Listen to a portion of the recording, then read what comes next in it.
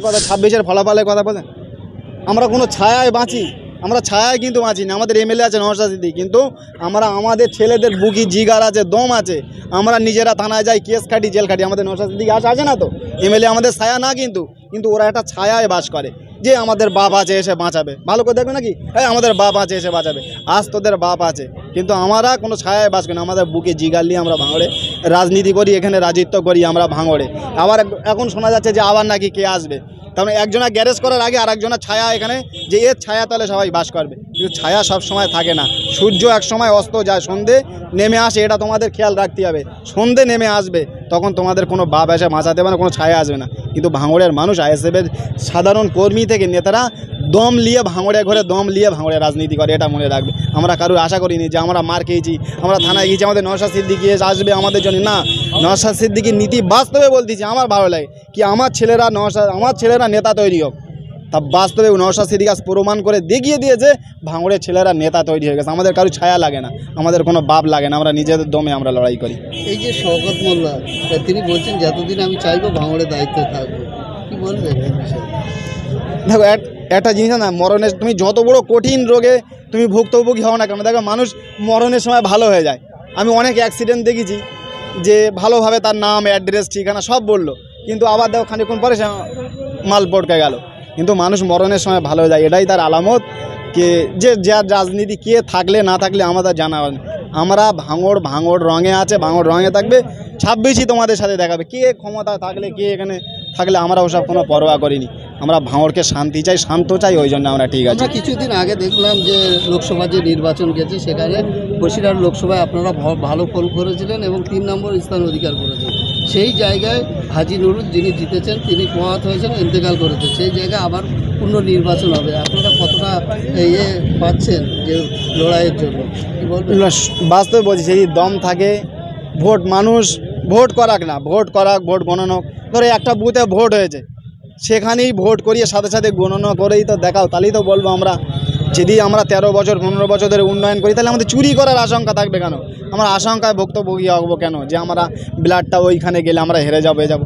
দম থাকে তা মানুষকে নিয়ে ভোট করাও, শান্তিপূর্ণ ভোট করাও, সেখানেই গণনা করে দেখাও, তাহলেই মানুষ তোমাদের সঠিক জবাব দিয়ে দেবে তোমার 13 বছর 15 বছরে কী করেছো গণনা। আশা করছি আমাদের ওই জায়গায় রেজাল্ট ভালো ছিল, আর গণনা প্রত্যেকটা কেন্দ্রে গণনা ভালোভাবে হয়নি।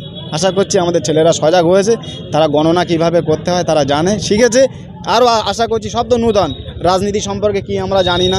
2021-এ আমরা গুনে নিয়ে সবাই, যে সাধারণ মানুষ যে ভয় পায় যে তোরা কি করবি, আবার বিধানসভায় গুনে আনবি, সেই সব মানুষের জন্য বলছি। আমরা যখন 21-এ বিধানসভায় নেমেছিলাম নওশাদ সিদ্দিকী ভাইজানের হাত ধরে, তখন আমরা রাজনীতি কেউ করতাম না। এসব দেখো, সব মুখগুলো ঘোরাও না, কেউ রাজনীতি করিনি, কিন্তু আমাদের সেই ক্ষমতাটা ছিল, আমাদের সেই নীতিটা ছিল, আমরা গুনে নিয়েছিলাম। কিন্তু 26 এটা মাথায় রাখো, আমরা পঞ্চায়েত পার করেছি, লোকসভা পার করেছি, তার মানে আমরা অনেকটা পাকাভুক্ত হয়ে গেছি।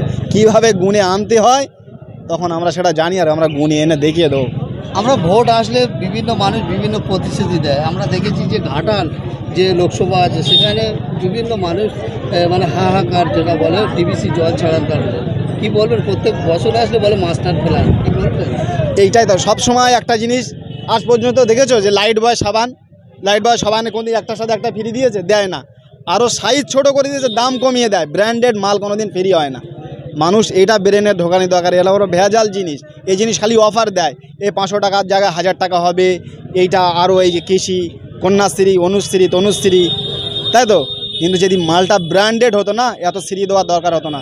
চাকরি দিত, কোম্পানি আনতো, বড় বড় প্রজেক্ট লাগতো, এসব শ্রী দেওয়ার প্রয়োজন হতো।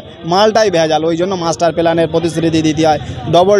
সত্যি বাস্তবে আরজি কল ঘটনা না হলে জানা যেত না যে দিদি বলেছিল ডবল চাকরি হবে। বাস্তবে বলতেছি, মানুষ জানতে পারতো না সত্যি একটা মানুষের ডবল চাকরি হওয়া সম্ভব। আমি তখন হয়তো হাসতাম যে সত্যি ডবল চাকরি কী করে হতে পারে, সকালে চাকরি গেছে, রাতে সেই মানুষটাই রাতে চাকরি পেয়েছে। বাস্তবে এটাই হলো ডবল চাকরি।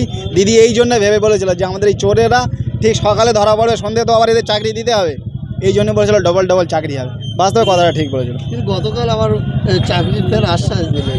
চাকরি মানুষ বুঝে গিয়েছে যে এরা চাকরি কতটা দিতে পারবে। যদি চাকরি দিতে হয় তাহলে কন্যাশ্রীর কথা বলতে হয় না, লক্ষ্মীর ভাণ্ডারের কথা বলতে হয় না। ওই জন্য মা বোনেদের বলো, লক্ষ্মীর ভাণ্ডার থেকে বেরিয়ে এসো, সৎ নিজেদের হক লড়াই বুঝে নেওয়ার চেষ্টা করো, আপনাদের অধিকার বুঝিয়ে নেওয়ার চেষ্টা করো। আপনাদের বাড়ির ছেলেরা যেন কর্মস্থানে গিয়ে কর্ম করেছে দিন 500-1000 টাকা ইনকাম করে খেতে পারে, যোগ্য শিক্ষিত ভালো ভালো স্কুল কলেজ তৈরি হয়, সেই স্কুলগুলো কলেজগুলো রাজনীতির একদম ভান্ডার না হয়, সেই জায়গায় যেন রাজনীতি হয়, এই পড়া হয়, সঠিক পঠবা পাঠন হয়, সেইগুলোর জন্য সবাই লড়াই করে। অনেকে দেখেছি যে আপনাদের দলেরই অনেকেই মানে যারা চলে গিয়েছে তারা অভিযোগ করছেন যে এমএলএর কোনো প্যাড বা কিছু নিতে গেলে ফুল প্রশাসনিতে জাতি হয়, এটা কতটা সত্য? দেখুন, কোনো জিনিস নূতন করে চাটতে গেলে তাদের তো একটু বেশি চাটতে হবে না, একটা নতুন জায়গায় তাদের তো একটু তো ভাব দেখাতে হবে। তো আশা করছি সাধারণ মানুষ বলবে যে আমাদের কাছে পায় কি না পায়।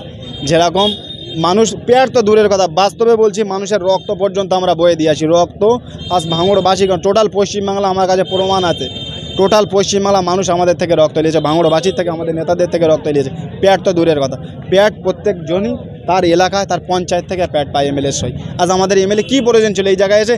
আজ 15 বছরে দেখেছো কোনো এমএলএ কোনো বিধানসভায় তার একটা বুথে এসে বসতে? আমাদের দুয়ারে সরকার লাগে না, আমরা দুয়ারে এমএলএ এসে বসিয়ে দিয়েছি।